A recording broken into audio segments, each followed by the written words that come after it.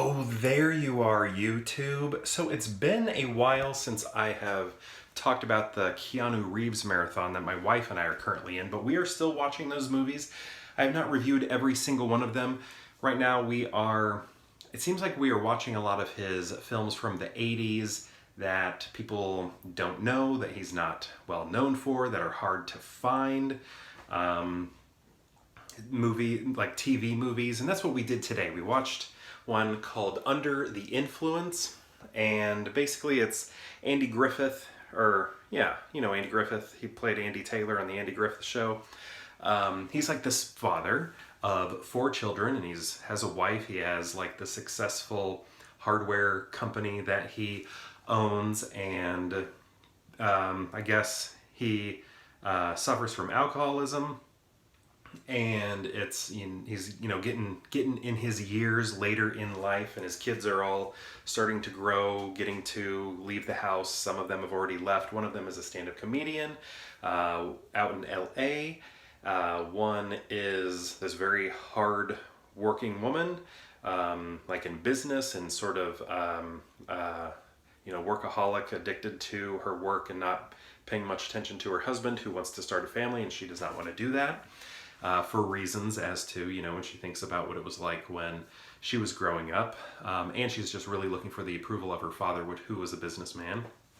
And then there's Keanu Reeves, and he sort of runs the hardware store now that Andy Griffith is just sort of like not there the way that he should be. And then there's a youngest daughter who is in high school, and she is an artist and wants to go to art school, but she seems to be daddy's favorite, and he wants her to take over the business, but she doesn't want to and doesn't know how to break it to him.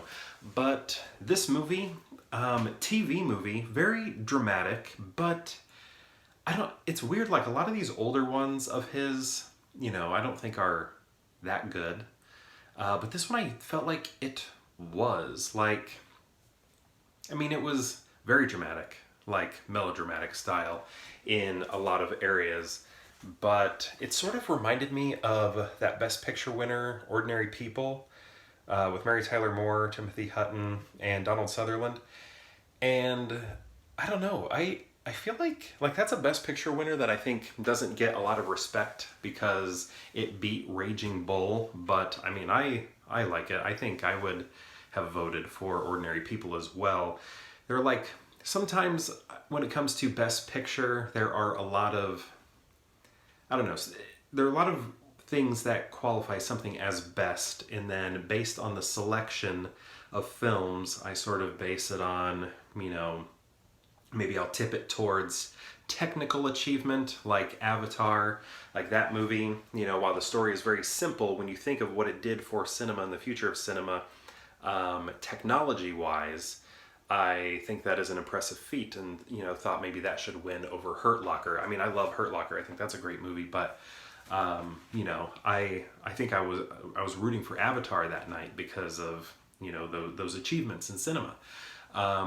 Where like Raging Bull, very artistic film, great cinematography, but when it comes to Ordinary People, it is, sort of a peek into what's going on that time in America.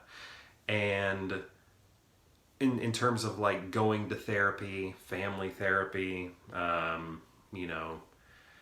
counseling, all of that. And that was very fresh, very new, very taboo. So it was hitting this new subject matter that a lot of movies didn't necessarily touch on, and it did so in a great way. And I feel like, maybe this movie wasn't pushing the envelope, because I think there have been a lot of other movies about alcoholism, one of them being The Lost Weekend, which also won Best Picture.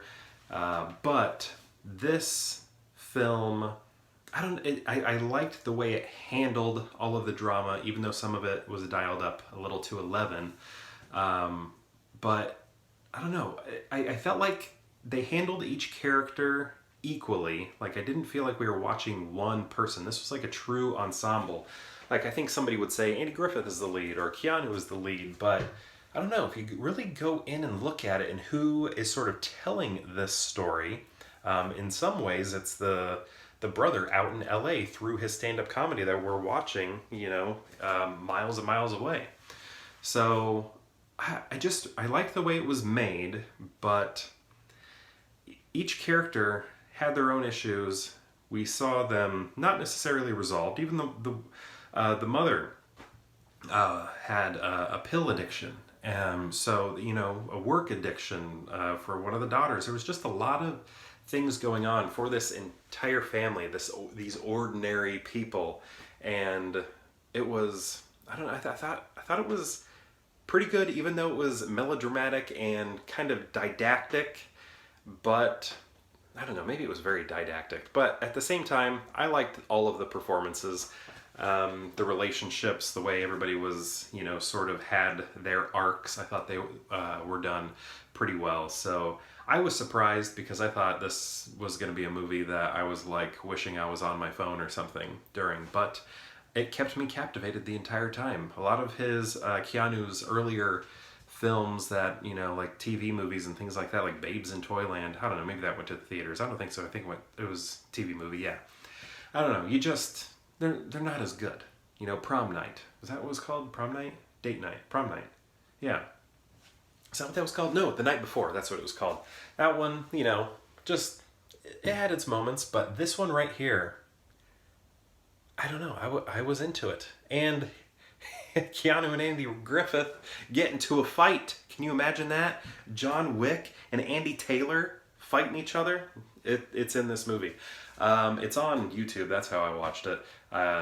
So I don't know. I guess if you're interested, if you like TV movies from the 80s that are a little didactic and melodramatic, give this one a look. And perhaps I'll see you tomorrow for more Pure Hangout.